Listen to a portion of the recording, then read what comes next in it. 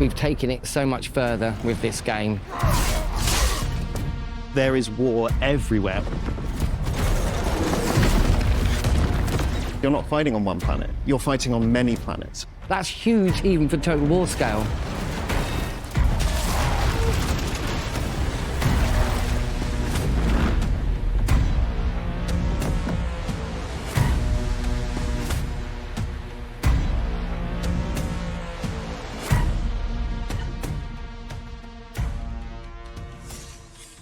Welcome to Total War Warhammer 40,000 Developer Roundtable. I'm Nastya, Senior Community Manager on Total War. And I'm Josh, Head of Player Engagement on Total War. Today, we are joined by some of our development team to give you the very first glimpse into what Total War Warhammer 40,000 will bring. Exactly. You've seen the trailer by now, and today we're going to be here giving you the broad strokes of what you can expect from our next title. So before we begin, let's get some introductions out of the way. Dave, care to kick us off? Hello, I'm Dave Petrie. I'm the product owner for Battles on Total War, and I'm going to try and spend this interview not hogging all the time talking about orcs. Hi, I'm Ian Roxburgh. I'm the Principal Creative Director. Hi, I'm Simon Mann. I'm a lead designer, primarily focused on the campaign gameplay. So this game has been something our fans have been waiting for a long time. So how does it feel to finally reveal it? Oh, it's been brilliant. We've been working on the game for such a while. To finally be able to come out and talk about it with our fans is really great. There's so much enthusiasm for this setting within the team. You just walk around the office and everyone's painting minis and creating armies and playing the game, and it's such a great atmosphere and so much excitement and passion for this setting. It's really nice to be able to actually talk about it openly for the first time. So when you sat down with that massive list of every possible future Total War title, what was it that encouraged you to settle on Total War Warhammer 40,000 as our next adventure? Well, a number of things, really. I mean, first of all, this setting is just made for a Total War game. And having done the fantasy trilogy with Games Workshop, we've formed a really good relationship with them over the years. And just that passion and the idea that we wanted to bring Total War to the stars, everything just aligned, and it's pretty much a no-brainer. This is just the perfect project to do next. So, yeah, and we're really excited about it. The setting is unlike anything we did before and explored before. So what was the vision that was guiding your design approach? Right at the very top level, there is no peace amongst the stars, and that's the guiding principle for everything we do. There's only war in this game. It's like there's the scars of previous wars for thousands of years. There's ongoing war wherever you go. It's all around you, and you'll leave scars of the wars you're engaged in for future generations. So it's all about that. But it's also about how you engage with the game and how your faction, the choices you make, the decisions you make, even the kind of units you fight and how they fight. You can design them. There's a level of customization in the game where you can define the way you fight your war, the way you choose to, and the way you define your stories and how that internal narrative develops throughout your experience with the game. Well, you've just touched on them there, but the factions. So this is a setting with a massive, rich, diverse cast of factions and characters and settings. How did you go about settling on Space Marines, Astra Militarum, Orcs, and Eldari as our starting races? So I think one thing we wanted to do was seize the opportunity to make some really cool asymmetric factions. I think the Warhammer 40,000, certainly the tabletop and the universe itself, offer us a lot of opportunities to bring asymmetry between these factions. They're all very different, right? If you look around this room and all the different kind of 4 factions you see around you, they're all going to play and feel very different to one another. That obviously meant we couldn't do all of them at once, right? We had to pick just a limited number because we really wanted to put the effort in to make each one very special. We decided to start with the Space Marines. For us, we think they're kind of one of the most important factions for our telling of the Warhammer 40,000 universe. They are this elite troops. They are the kind of scions of the Emperor. Their goal is to defend humanity and protect it from threats both within and without. But they're very limited, right? There's not lots of them. So when you're playing as them, you're not fielding tens of thousands of troops, right? You're fielding maybe kind of 100, 200 troops. But each one of those is worth 100 of any enemy. So they're really fun to play. And you're not controlling lots of units, so there's this kind of gameplay that feeds into that. We also really wanted to bring a faction that feels very Total War. we decided to go with the Astra Militarum because they are billions of men and women. Once again, they're all kind of part of the Imperium of Man. They're trying to defend humanity from the Xenos threats. But there are lots of them, right? Like, they are massed forces, regiments, there is artillery, there is front lines. It's something you'd see as a very military faction, right? Even down to their industrial complex, where they're building industry on planets and developing them in order to kind of fuel the machine and fund the development of more like tanks and infantry. So they kind of come in as a really nice kind of contrast to that, and a faction that I think a lot of more traditional Total War players will really vibe with, because it's got a lot of that kind of heraldry to it, as it were. I think the next faction that we chose to do was the Orcs. The Orcs are a really big part of the universe, but they're the enemy, right? We needed someone for the kind of Imperium to be battling against. And the Orcs, they are a massed green tide of kind of chaos and energy that's charging across a battlefield, armed with metal sticks and axes and whatever they can jerry-rig together. Rocket launchers on sticks, but also like vehicles, right, which they've repurposed from Imperial scrap. Right, they're literally deconstructing the Imperium to build their own kind of war machines, as it were. And they offer this kind of beautiful energy to the more kind of military regimented side that you get with the Imperium. Lastly, we chose to do the Eldari. We really wanted to kind of push the boat out a little bit and sort of really push what it means to be a faction within a Total War game, right? Like, they play totally differently to anything I think we've ever done in the past, right? I don't think we've done anything quite like this. They aren't a faction which is built for kind of massed combat, right? Like, it's not big armies fighting one another. Every loss to the Eldari doesn't get returned, right? Their souls are being taken away by the Chaos Gods. Like, they are literally kind of fighting to death to try and protect the universe and the galaxy itself. So you're not fighting, once again, as say, in this kind of frontline style aspects. You're using the webways and you're using your kind of stealth and your advanced technology, right, which none of the other factions have available to them, to actually kind of achieve your goals, right? And your goals aren't always just conquest, right? Your goals may actually be just kind of, don't allow this awful thing to happen. Stop this calamity that could be occurring to the galaxy. Like, everyone else is still trying to kill you while you're trying to do that, but you know what your mission is and what you need to achieve, and you approach it with kind of grim determination. So how did that affect the design approach? So I think the main thing is when we took the kind of Space Marines, right? As I say, I think for us they're a really important faction for what kind of we want to tell in our story of this universe. They're not like a traditional Total War faction in a lot of ways. They are a very limited force. So it's going to be a really fun gameplay style. If you are these kind of superhuman troops, but I guess your kind of weakness is you're limited in number, right? Like, you can take on any foe on those battlefields, but you've also got to make sure you're kind of measuring your losses, right? Because you're not building infrastructure, right? You're not kind of able to build new constructions in the same way as maybe the other factions. So you are really reliant on these troops that you've brought in to fight the battle, but it's also really fun to fight the battle as them. And what about Astra Militarum? They are quite different. They are. They're a lot more of a traditional, I like to call it, a Total War faction. You know, massed ranks of infantry lines and artillery. If you want that more Total War experience when you play this game, I'd pick up the Astra Militarum. They're definitely hitting that right on their head. How is it that they're emulating that traditional Total War experience? Well, as I said, it's more about building up resources, supply, building infrastructure to recruit an army in what you would expect most Total War games to have as a core. With some of the other factions, we're moving away from that and trying very asymmetrical ideas that you progress through the game in slightly different ways. Whereas with the Astra Militarum, they are the humans throughout the galaxy. Right? So, you know, it's more grounded in what we would say Total War has been as a staple for so many years. So, to me, that's my meat and drink. And what about Eldari and Orcs? The Eldari have been really interesting for us, right? Like, as I say, I think sometimes a faction comes along and they're so unique that you kind of have to do them justice, right? Like, they are a dying race due to a kind of major cataclysm that has occurred to them many, many kind of eons ago. So they are kind of trying to prevent these cataclysms occurring, kind of more tragedy that could befall kind of humanity or any other race in the galaxy. They're not a faction that will fight toe-to-toe. You're utilising your webway gates as a kind of traversal mechanism to move quickly from place to place, including moving to your craft world, a kind of off-map setup piece, which is actually where you're recruiting all your units. And you're setting up your various shrines, which allow you to access your more elite troops going through. So there's this really interesting gameplay here that once again, a bit like the Space Marines, you're quite limited in number. Your troops are not a kind of infinite resource that you can use. You're actually kind of having to, once again, use them carefully because they're all a glass cannon. Every soul lost is a soul not returned, right? So you have to really pick your fights and kind of challenge your enemies. And then there are orcs. And then there are orcs.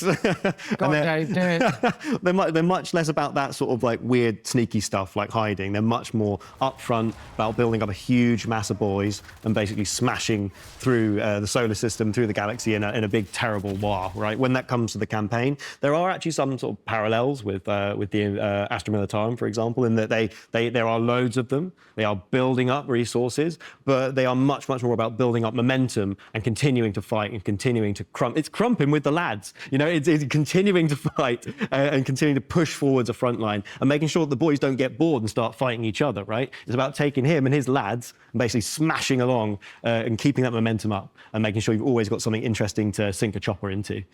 Dave likes the orcs. I love orcs. I wouldn't be able to tell. You've grown the scale for what we're fighting for from provinces to planets. How are you going to capture both the small details of planetary warfare and obviously the wider conflict? So it kind of starts with you're fighting on a planet, right? You're fighting in a battle, a kind of real-time experience.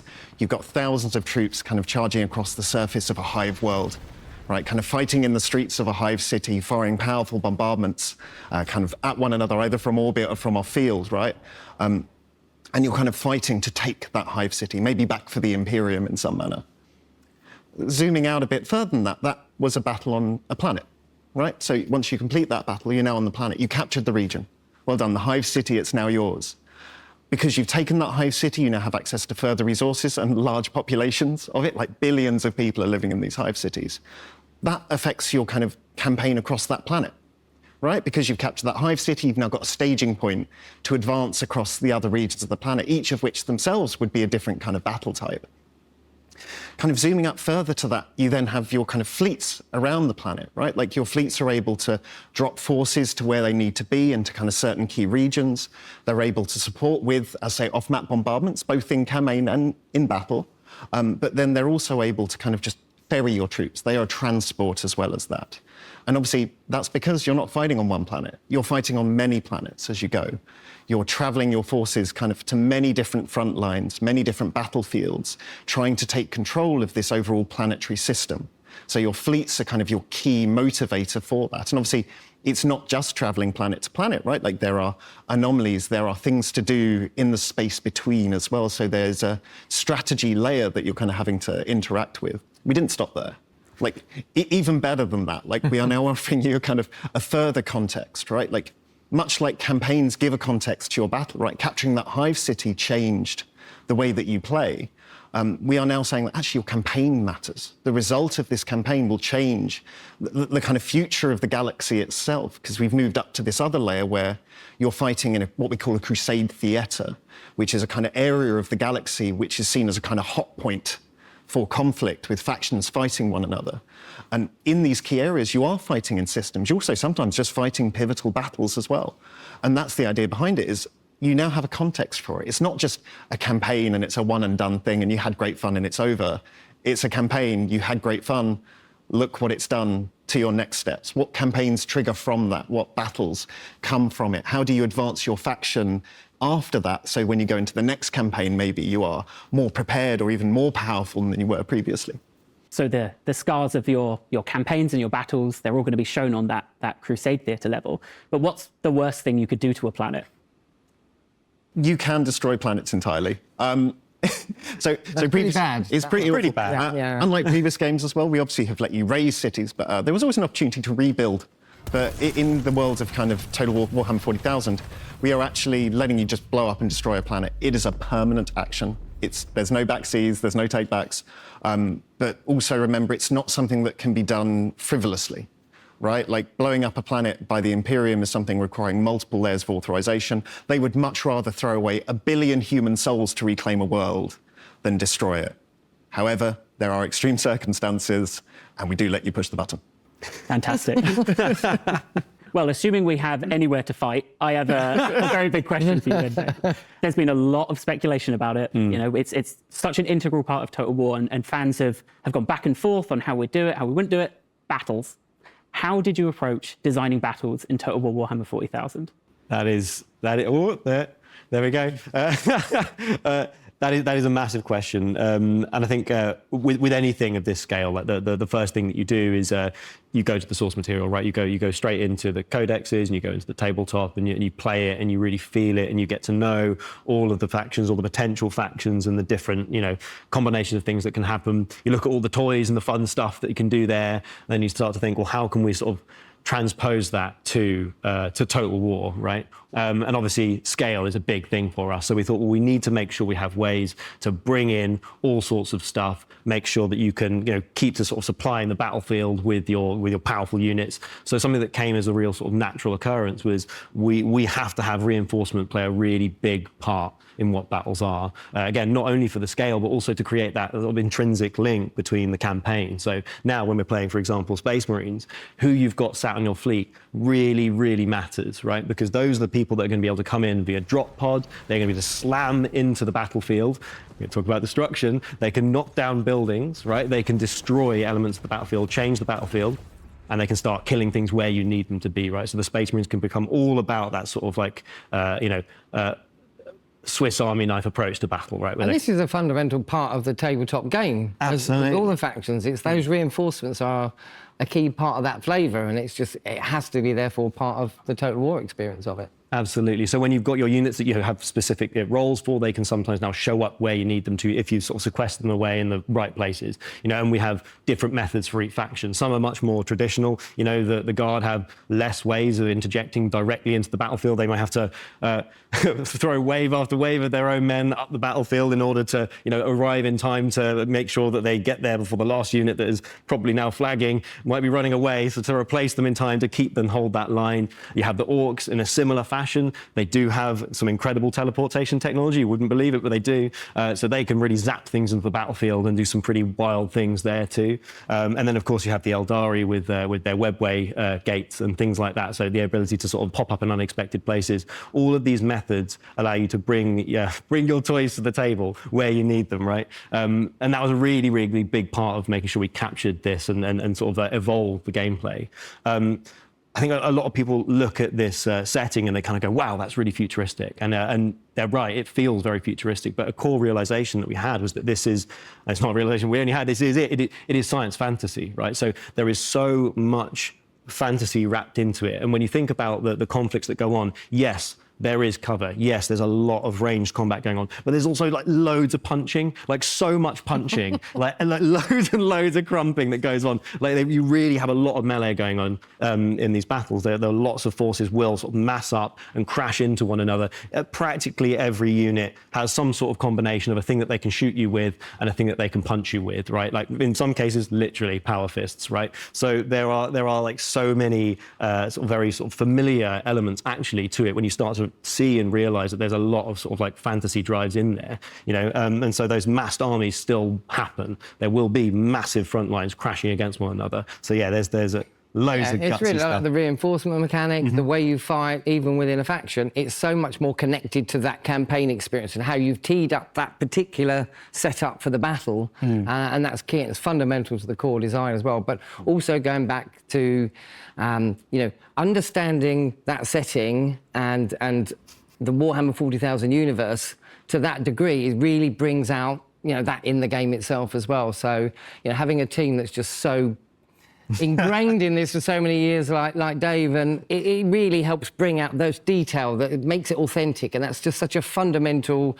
Total War franchise pillar is authenticity, and you can just see it coming out in this game in all the details as well as the bigger picture. So I think that's key to what we need to do to bring that out in the game. And again, on that connection level, we really want to make sure that we capture, again, the scale of these conflicts. So when we're fighting these battles, they're not just like one battle happening in an isolated pocket. You are the flashpoint. You are the most important force fighting in the most important place that will decide the event on effectively that continent, right? But there is war everywhere, all across the planet's surface, right? So you really are that flashpoint. When you show up to battles, you often will have a purpose. There are things that you are trying to achieve. It might be like, securing an orbital cannon, for example, to stop people from using it. But also you'll be joining and fighting against forces that are already present on the battlefield. It is not uncommon that you'll rock up as Space Marines and find that there are a bunch of Astra Militarum about to be overwhelmed by a bunch of sneaky Eldari. Or it might be that you show up as orcs and find that there's loads of really great Astra Militarum to beat the hell out of, right? So it's that kind of level of trying to, again, capture that scale, make sure we really are doing justice to this sheer volume of stuff and different units that are going to show up in this game. So we've spoken a lot about Total War Warhammer 40,000, but what is it that really the Total War's bringing here? What is it that our game is doing differently to other games in the 40,000 universe? Well, okay, I think the main thing here for us is scale. It's a fundamental Total War franchise pillar, for starters, but we've taken it so much further with this game. I mean, you literally hear the stuff Dave's talking about. You've got units and single entities on a battlefield, down there on the ground, and right from there, and the scale of the battles up to the scale of a region of a planet, to multiple planets in a system, to multiple systems across an entire galaxy. And that's huge even for Total War scale. And it's like we are over the next years going to develop this out, and all the content and everything that fills up that galaxy. But the gameplay and the decisions you make and the way you interact with the game is literally right from down there all the way across the galaxy. Fantastic. Yeah, and I think the kind of personalization of your kind of faction, its units, its style, it's even down to its mechanics, right? You're creating your faction, right? You're making something unique and personal to you, obviously attached to, hopefully, but I think that adds so much to us. Like I haven't seen anyone else really kind of going to quite the depths that we do. Like you can have different pattern types, you can have kind of different left and right color, you can set your pauldron, or like kind of your knee. Sorry, pauldron's up there. You can set your kneecap to a different colour. You can have different decals around your faction. If you want to be a kind of like a, kind of an Ultramarines fanboy and have kind of like the sigil of Ultramar everywhere, you can do that. It's really fun, and we've generally found anyone who's playing it spends a lot of time on that bit, right? Because you really want to make your own faction and feel that, and it honestly is great. It really, really takes me back a long way. Finally, of everything we spoke about today, what are you the most excited about for our players to experience? I think for me it is the customization. I know I've literally just mentioned it, but it keeps coming back as this thing, right? Like everything comes back to this fact that I think for the first time I've made my faction, right? Like they're uniquely mine. No one else will have a faction anything like mine, right? Okay, yeah, there'll still be Space Marines, but they're my chapter, right? Like this is my force commander who I've kind of personalized. Like I'm controlling all that. If I want to have a Space Marine faction that's more about kind of fire mechanics, like I want flamethrowers and melters everywhere, I can make that. I can make a faction that's leaning into that. And that is my kind of way of playing, right? Because I love fire. Fire is great, normally. But that's the thing, is we're kind of letting you make your own kind of gameplay, essentially, right? Like, here are the problems, here are the challenges that the universe is throwing at you by battles and campaigns and flashpoints, but how do you solve that? How do you build the kind of ultimate faction to kind of deal with any problem that could be thrown at you? I think it's going to give so many kind of hours, maybe even years, hopefully, of like entertainment, of just making cool factions, hopefully sharing it with your friends and stuff like that as well, right? Like, and always comparing your kind of faction designs with one another. I'm really excited by that. Well, all of that as well. But for me as well, it's something that's very different now with Total War, the Crusade Theatre concept, where, we know how long a campaign can go on, how engaged you can be for hundreds of hours. I've done it myself for years, right? And then you go, great, that was a campaign. I invested so much time and effort. Now I'll start. It's very replayable. I'll start another one as a different faction. Great. But now you play that campaign, and that's another part of that jigsaw of your own internal narrative feeding onto a higher layer that moves gradually across the whole sector and then the whole galaxy. To me, it's that whole campaign experience just being a part of your journey, not the whole journey. And to me, that's so fundamentally new, and it just means it's just such a long-term experience beyond even our massive long campaigns for previous years. So that's the bit for me that stands out, I think. Dave? It's kind Orcs, of maybe? probably something to do with orcs. Maybe. Maybe something to do with explosions. Probably. I think it's all like a litany of firsts, right? It's like, again, talking about the lance strike. It's the first time that you drag a lance strike across the battlefield, and the second time, and the third time when you use it to obliterate buildings, to drag across units. That sort of satisfaction is so super tangible. It's the first time you shoot a tank, right, and you see it veer off and hit a building, and again cause a bit more destruction, cause a bit more chaos. It's the first time that you use like a psyker's ability, right, and sort of like blast apart an opponent, or see orcs teleporting in from somewhere unexpected. A weird boy going pew, and jumping a bunch of boys right up in your face, or vice versa, right? And there's all those moments are in there, and I think there's so much love and care for the source material in there, and I think there's a lot of little bits that people find and kind of go, wow, this is there's some good stuff here. And that concludes Total War Warhammer 40,000 Developer Roundtable. Big thank you to our developers, our guests today. And then we're going to be back later in 2026, and we will bring you more content. We're going to bring you battles, we're going to bring you campaign. And that's not all. We're going to go into deep dives, we're going to do blogs, videos, and all sorts of Q&As. So we will see you there. Absolutely. So thank you so much for tuning in, and another massive thank you from everyone here at the Total War Warhammer 40,000 team. We'll see you next time.